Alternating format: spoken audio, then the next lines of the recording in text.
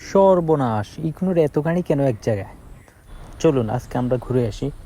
আজকে আমরা ঢাকা থেকে আসবো সকাল ভোরে কুয়াশার মধ্যে দিয়ে।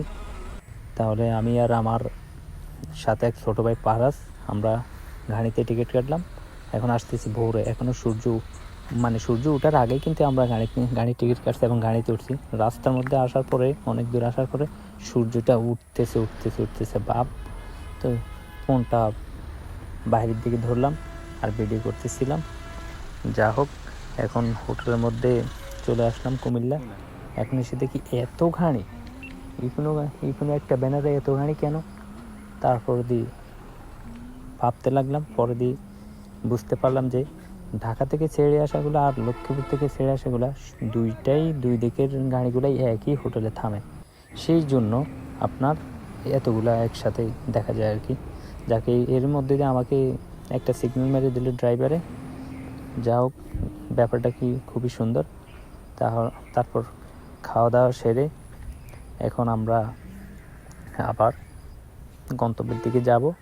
তবে এইভাবে একসাথে অনেকগুলো গাড়ি দেখে খুবই ভালো লাগলো, দেখতে খুব সুন্দর দেখা যায়। যদিও ড্রাইভারের জন্য একটু কষ্টসাধ্য, কারণ উল্টা রাস্তা ঘুরে আসে আপনার হোটেলে ঢুকতে হয়। তো যাই হোক, আমরা খাওয়া দাওয়া শেষে এখন উঠলাম। পরের দিকে ক্যামেরাটা বাইরে নিলাম, গাড়ির জানালা দিয়ে বাইরে নিলাম এবং রাস্তার ভিডিও করতেছি। বাহ, কত সুন্দর দেখা যাচ্ছে। মাঝে মাঝে খুবই দ্রুত টানে, আবার মাঝে মাঝে টানে না।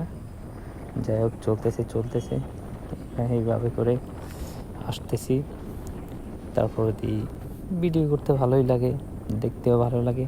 আর বসলেই তো আমি বাইরের দিকে তাকায় থাকি, দেখি কি অবস্থা, কি সুন্দর রাস্তাঘাট। যাই হোক, দেখেন কত সুন্দর, কত ভালো লাগে। যাই হোক, আমরা চলতে শেষ পর্যায়ে চলে আসলাম। তারপরে আপনারা ভালো থাকবেন, সুস্থ থাকবেন। পরবর্তী ভিডিওর জন্য দোয়া করবেন যেন সুন্দর করে দিতে পারি।